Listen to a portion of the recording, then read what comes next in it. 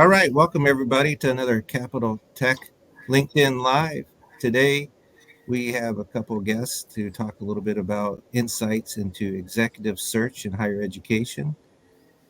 With me today, I have Jerry Israel, who is a search consultant who will go through a lot of the details of the questions that we have listed here in this event. And we also have John Lanier, who is the Vice President of Academic Affairs for Capital Technology University, who was a former client of Jerry Israel and the consulting company. So I will first of all let Jerry talk a little bit about the search process. And let's start off with what happens, what's the best practices in higher education executive search from your perspective? Thanks, Brad. Good morning. Hi, John.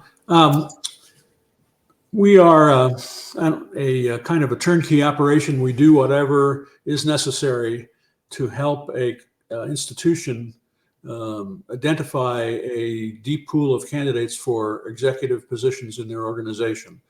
Now, having said that, no two searches are ever the same because people don't always want the same things. So we customize every search, but the process takes somewhere between 2, 3, 4, 5 months. And we seek to recruit. We work with the college or university to identify exactly what it is that they're looking for, requirements for the position. We then identify a pool of applicants from our database and from advertising. It can vary. If you're looking for a dean of nursing, you'd be lucky to find 6 applicants. We just did a provost search for a small college in the South. We had 108 applications, believe it or not. So it'll vary by the nature of the position, the nature of the institution, but we do whatever's necessary.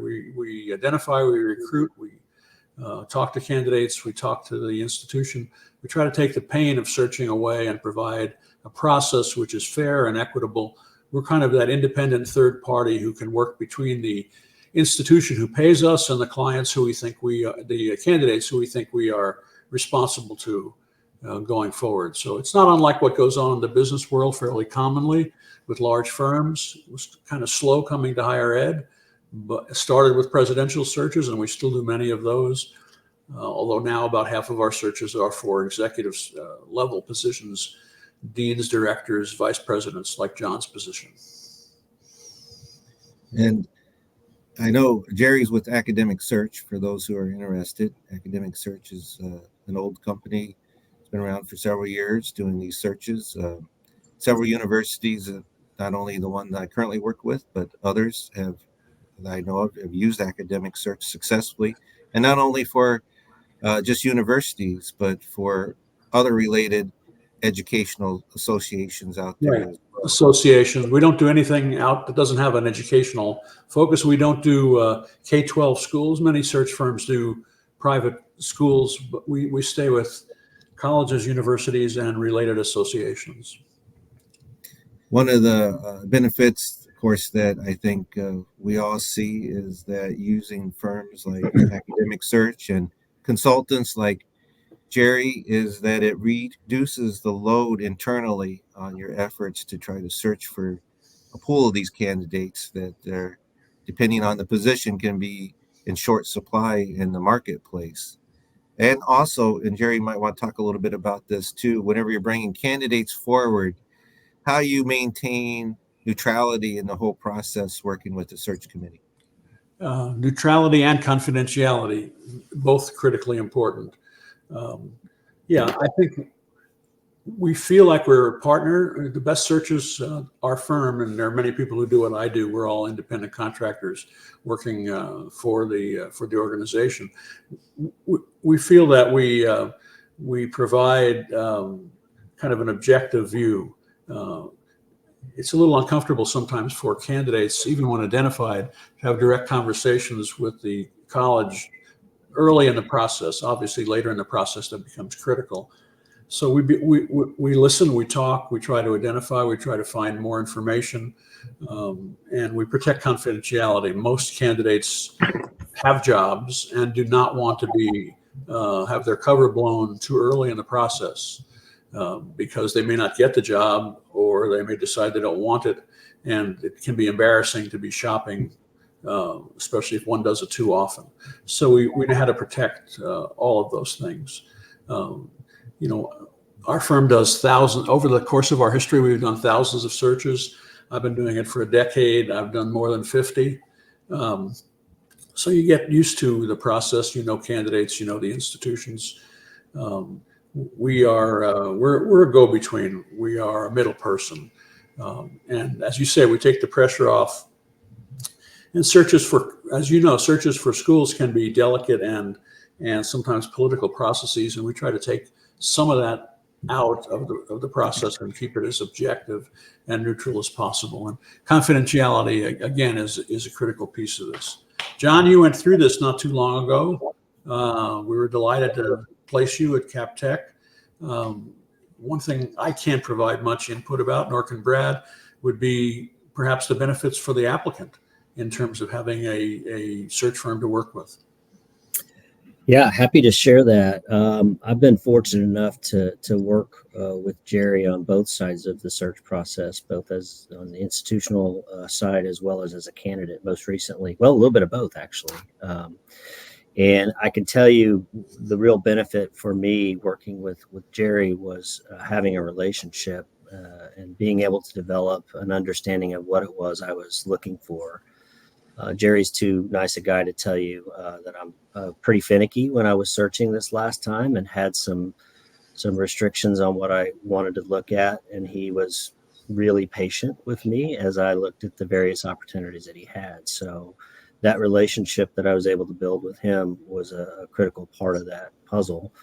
And it has been in the past, even before this most recent search. So, and then I think the organization, academic search generally, the staff that Jerry has were attentive and helpful and provided pretty immediate feedback when there were engagements with Brad and his team before I joined Capital. So actually really facilitated a nice relationship building to where I got comfortable that the institution was going to be a good fit for me. So thanks, John.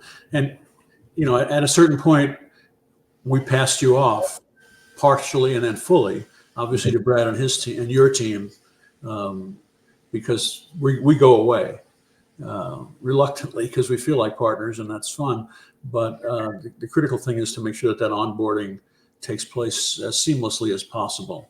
And there are all kinds of issues that can come up. You never know with institutions and with candidates. So it's flexible, it's agile, but it's also structured in a kind of way to gradually make the link between the candidate and the institution as firm as possible. Because the start of things is critical. You only get one chance to make a first impression. If you have a good it's like being a first-year student, being a new employee. If you have a good first month, you know, usually you have a good year. Have a good year, you usually have a good career. So, you know, we're sensitive to that. And our firm does do some serious work. I don't do it, but some of our other colleagues do work in onboarding if the institution's interested in that.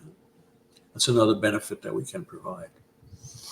Yeah, you know, my first connection with academic search, I was actually a member of a search committee that the group hired academic search to search for a president of a association, and that's how I was introduced to academic search. Mm-hmm. And there were two other folks from academic search besides Jerry that were managing that whole process. Right. And so after that, I had such a good experience with those folks from academic search is why I personally contacted academic search and talked to them about, you know, finding a search consultant to help me at Capital Tech. And part of the process with academic search was really listening to me, the client, and what we were looking for in potential candidates, and then trying to match up what the university needed in the candidates with the consultant who they thought could best bring in candidates for that position. So it's a continual conversation with academic search to try to make and get all the parties, you know, rightly slotted for this whole process. Along with the process, when you're searching obviously for folks, there's many ways you can do that. You can do it through your own internal HR. You can go out, and sometimes these search agencies where you have to pay a commission after you hire the person. And then my experience with academic search was pretty much a fee that was upfront, and you knew along the process what you had to pay. So there are prices, not only in the cost of the search, but there's prices behind how much work may the university have to do to select and find these candidates on their own uh, personnel cost and marketing costs versus using a firm cost. So maybe you can talk a little bit about what you see within this whole realm of the cost involved in the search process. Absolutely. We're not inexpensive, and we try to price in a way that obviously institutions can afford, because when you're hiring an executive leader, you're making a huge investment. But the old rule was our fee would be about a third of the first year's salary, but there's trouble with that. Some still do it. There was always the suspicion that we were trying to negotiate to jack up the salary so our fee would be higher. We now, in 99% of all cases, set a full cost fee at the front. No surprises. For as much work as is needed, we stay till the job is done. And so, a fee, I don't want to necessarily say, because it varies all over the place, and I don't set the fees. That's done. We have a chief executive officer who many people know, Jay Lemons, former president of Susquehanna, and a chief operating officer, Sean Hartman. Sean basically is the fee setter. But I suppose it's the cost of maybe an entry-level faculty member on the cost of an annual basis. So it's a big investment, but there are no surprises. And if more work is needed, we do it. There's never an additional fee. We may pass through some incidental costs having to do with travel or advertising, but those are relatively insignificant in the great scheme of things. Some places find it too expensive. There are some cut rate firms that will do it. That's fine. Everybody has their niche in the market. There are more expensive firms as well. Some of the real big firms, I don't want to mention the names because they're pretty famous enough without me giving them more publicity, but they don't do just higher ed. They do everything. They're executive search firms with a higher ed division, and they're great, and they have all kinds of reach out. I think what makes us distinct, and we're not the only one, but it's a smaller subset of the market, is that we only do higher educational search work. And so we really have a niche. We really know the business. And not all, but most of my colleagues, like me, have a long career in higher ed. They've been presidents, they've been deans, they've been vice presidents, they've been fundraisers, they've been enrollment management people. So I guess part of what you're paying for is our network. And then on top of that, we have, of course, a proprietary, very deep database of applicants. Once John Lanier was in another search with me, John, maybe a year before we started working with CapTech. It was pretty serious. I mean, they were very interested in John. It didn't work out, partly because it wasn't the right fit at that time. We're very concerned about that. And John and I were very upfront about that, and it was his call. But he went in our database, and of course I knew him, and so it was easy to reach out when your position became available. But if I hadn't, one of my colleagues might have, because we don't let go of the database information. And when we're searching for chief academic officers, which John was before, we could find him. And there are hundreds, thousands of those people. So that's another thing you're paying for. You're also paying for our evaluation. We do deep dives into candidates, into their background. The thing that wakes me up at 3 a.m. these days is that we hire somebody and there's something about that person that we should have told you that we never found or never told you. You're not going to hire us again if that happens. So that's another thing you're paying for, is that we do some of that, do I dare say, investigatory or dirty work. 99% of the time, nothing is there, but once in a while we do find things that we need to reveal. Then it's up to the client to decide whether those are a deal breaker or not. So yeah, it's pricey. That pricey helps us in the marketing, though, when candidates will say to us, is this a good position for me? And I usually say back, we're not inexpensive. The client wouldn't have paid our fee if they weren't serious about this position. So it makes the candidates feel like, hey, they're serious. This is worth my investigating. We're going to be, whatever happens, it'll be done the right way. I think along with that, if you look internally at the cost that you'd have to incur without a firm like Academic Search. So let's just say you internally posted the job and you paid for all the marketing sites, and then you look at all the personnel involved with Right.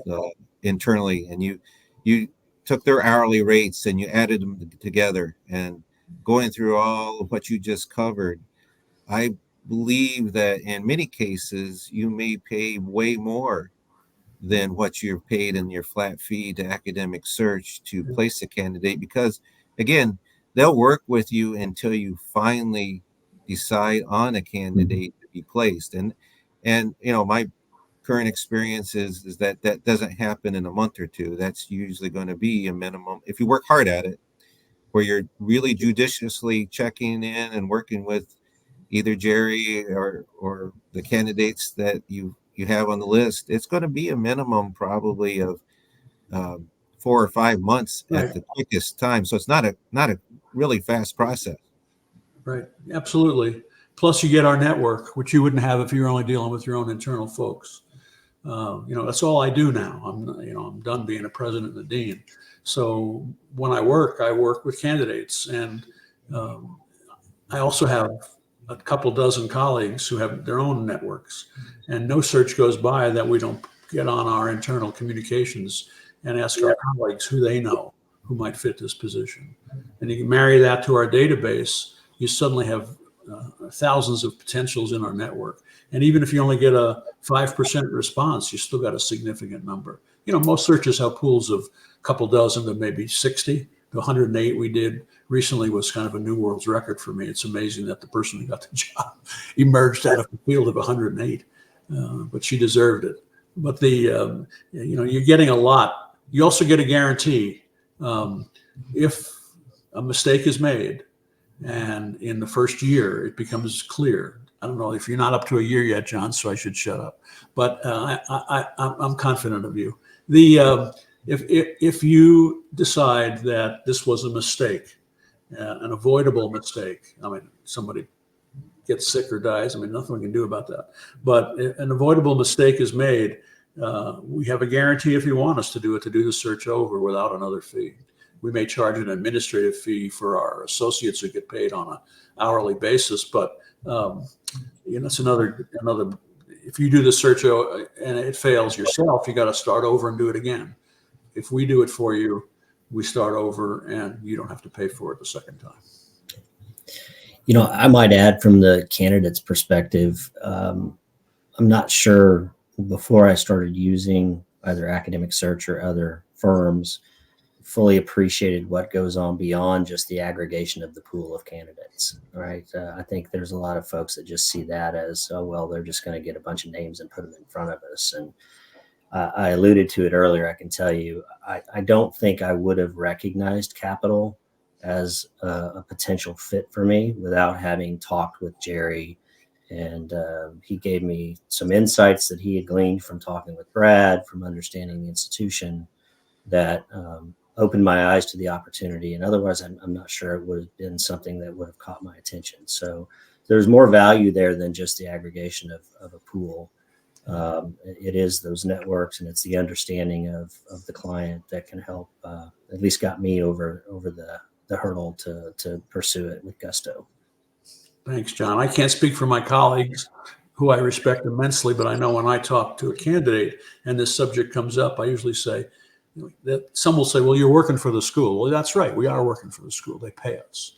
I said, but I always feel like I have an equal relationship with the candidates because you're the talent. Somebody said to me the other day that I was in the talent business. I kind of like that.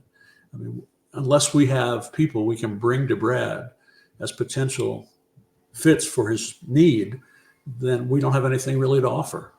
So I feel like the candidates get our service as well. And you're not the only one that wound up in a great position who had been in a previous search, and we went back to because we felt the fit would be better the second or the third time over. And there are some that we're still trying to place. I mean, it's really hard to get that right fit, and you never know when it's going to come along.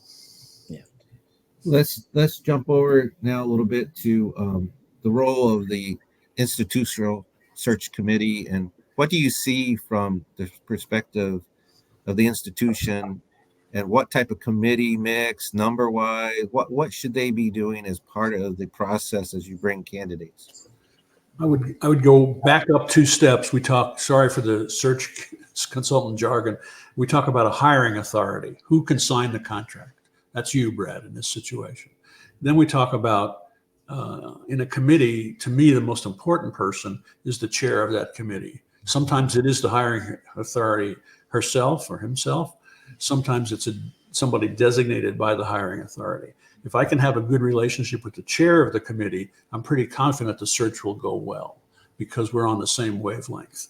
And then it varies. You used an informal search committee. You used some of your key people, never actually designated them as a committee. Clearly, you were the hiring authority and you were the chair, although we never went that formal.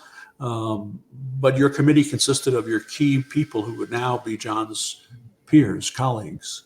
Very, very important. Not too many. I did a presidential search at a state university in the Midwest. We had 22 people on the search committee. Nightmare. I mean, just to get a meeting, let alone differences of opinion. That search also had 5 internal candidates, if you want to talk about a whole nother subject. But I like a reasonable group. Like everything, it depends on the culture of the campus. But half a dozen to maybe 8 or 9. You want to represent key groups. If it's a leadership position, you need to have peers. If it's a vice presidency, you want some other vice presidents on the committee. If it's in a certain area like fundraising, you want folks who know something about fundraising. You want people from outside the immediate core group because they can give that perspective for the total institution. It's great to have a faculty member. If it's not an academic position, then you want more. It's great to have a student because they have another perspective on the nature of the position. So yeah, I think you can put together a committee of half a dozen to 6, maybe 8. That's manageable. And then they need to be prepped in confidentiality. I mean, you can't be picking up the phone and calling your grandmother in Topeka about candidates. People may not realize it's a little silly, but you can't call colleagues in other institutions. You can call colleagues in other institutions to help us find potential candidates. Great. But you can't be calling colleagues in other institutions. Hey, we got an application from Susie in your school. No. Susie doesn't want to be burned that way. So we have to teach them, if they don't already get it, about confidentiality. And they need to be objective. They need to be able to be honest with each other. And to paraphrase the famous comment about Vegas, what happens in the search committee stays in the search committee. It's got to be a private kind of open conversation.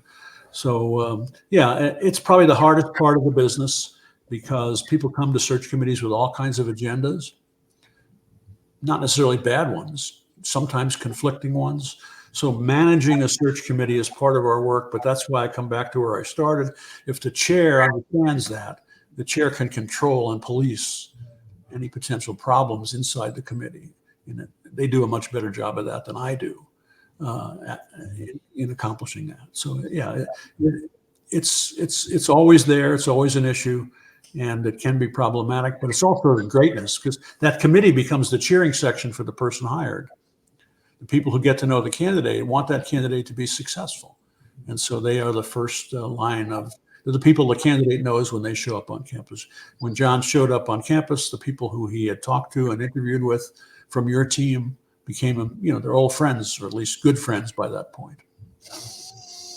Let's talk a little bit too about how each search is really unique to that campus. And the way my look at it would be like from a construction point of view would be Walgreens may have the same design store everywhere across the U.S., but each place that's built is completely different. Could be on the side of a mountain, could be on flatlands, could be on rock, could be on sand, right? So every place is completely different, maybe the same position relatively, but on top of that, and I'll say it through the point of view of Capital Tech.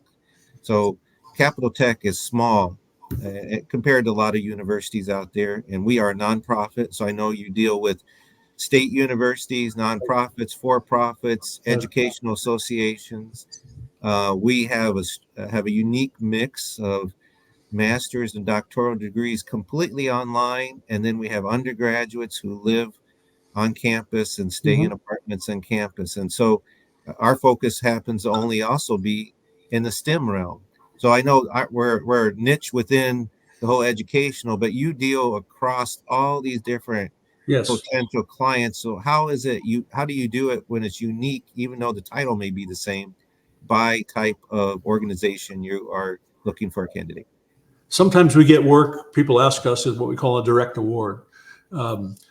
Most of the time, though, we bid on work. We're competing with other firms, and usually we have to make some sort of presentation. My first comment in a presentation after hello is, we understand best practice. We know how to do search work. My second comment is, having said that, however, no two searches have ever been the same. And you must understand the culture and the climate of the campus. I think that really helps that all of us who do this work, almost all of us who do this work, have had careers on campuses. So we understand some of the vagaries of having to read the tea leaves. I mean, I could never keep a job. I worked at I had 8 driver's licenses. I worked at a lot of different places. So I had to learn how to get along in each of those. I think that helps. We spend the first month in what we call, roughly, can be 2 weeks, depending on the pace of the search, in what we call the pre-search. Before we go public, before we identify the position, we try to get to know the campus culture. And so out of that, we develop our sense of what they're looking for. And then they play that back to us in ways. The first search I ever did, the good old boy who was the country lawyer, chair of a small college board, said to me, "Jerry, how many applications am I going to have to read?" And I said, "Well, John, how many do you want to read?" He said, "I don't know, about 20. I said, "Okay." So we hopefully will get more than 20 applications, but we developed a grid whereby we picked the 20 or maybe 24 that were the most relevant, and we gave those to him to read. It's always a different kind of feel, and so we don't always get it right. But mid-course corrections are possible. Again, I come back to my central point, the relationship with the committee chair. I tell the committee chair, look, if we're going down the wrong road, tell us. It's not going to work if we go too far down that road. And hopefully it reciprocates when I say to him or her, maybe you want to rethink that because I don't think it's going to work. It's a conversation about how the campus is going to react. We'll never know the campus as well as you do, Brad, obviously. So we need your input when we're shaping a search. On the other hand, we know how these things operate in ways that you might have thought about. And so we give you that feedback. It's that dialogue. It's come back to my keyword, that partnership is what's really critical. If we can get a good, like we had with you, a good working relationship. Heck, there were weeks when we talked every day. If that's working, we'll figure out whatever stumbles might come along. If that's artificial and cold, and I got one search now, shall be nameless, where I can't really get a feel for what it is that they want. That's a problem. So we just keep working at it till we can figure it out. That's great. I got a comment here. I'm just going to pull it up on the screen from Nancy. Nancy says, "It's so nice to see and hear you, Jerry. I will always be appreciative of your kindness when you encourage me to go out on my own and for becoming my first client in 2002. So, hi, Nancy. I see you on LinkedIn and various places. Nancy was a marketing guru, was working almost exclusively with law firm, still does some of that, I think, and went more broadly when we were at the University of Indianapolis. And kudos to Nancy's husband, John, retired now, former chair of the board or president of the Chamber of Commerce in Indianapolis, clergy person, and a super nice guy. And a great baseball fan, I might add, which I am also. Well, we're coming up on the end of the 30 minutes, so I will leave the floor open if you have any closing thoughts, Jerry. No, good. Really happy for you, Brad, and for the work your school's doing. You're in a unique position. You do some extraordinary things. If I can give you some kudos coming back, props, I guess they call them these days. Your program for students, your guarantee, speaking of guarantees to students, that they're going to find a job at a reasonable pay level. If not, you will make some financial commitment to them, at least for a short time, to protect them against what many students get ravaged by. I think that's an amazingly beneficial, useful, and admirable quality. And that you're working in critical areas like STEM and AI and other things.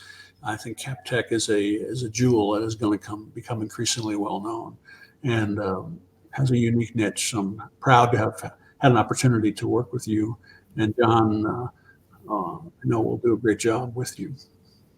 So, John, would you like to add anything before we close up?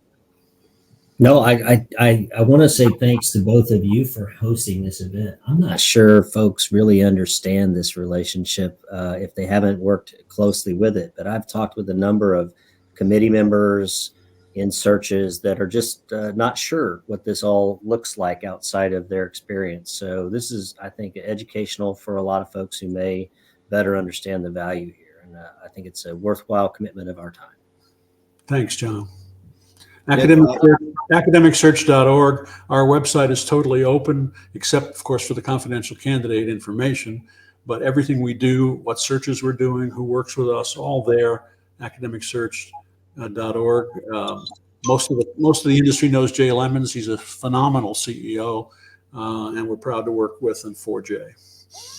Yeah, from my perspective, as we talked about earlier, I've been involved with searches internally. Different firms where you may have to pay commission to other academic search firms. But I think working with Jerry in Academic Search is certainly in the top few that I had a great experience, and I certainly recommend either Academic Search or Jerry. And I know that on LinkedIn, you can connect with Jerry if you're interested with any further communication, and Academic Search as well. So we just thought it would be good to talk about the process for those who might be interested, to see that it's really straightforward. And I would say that a lot of onus is on me too, that I had to make sure that I was communicating with Jerry in what I needed in a timely fashion, just as he was going back towards me with the same information. And in these search processes, from the client perspective, you have to really be on top of it, and you have to be providing immediate feedback to somebody like Jerry, the search consultant, because candidates don't last very long that are very good. They get picked up by some other organization. And so it's work. Don't get me wrong, whether you're searching for a job or you're the person searching for somebody to hire, it's work. It's not an easy process. But again, Academic Search and working with Jerry and worked with Jay on the association. It was everybody there, very professional and timely, and they want to help us find the right person.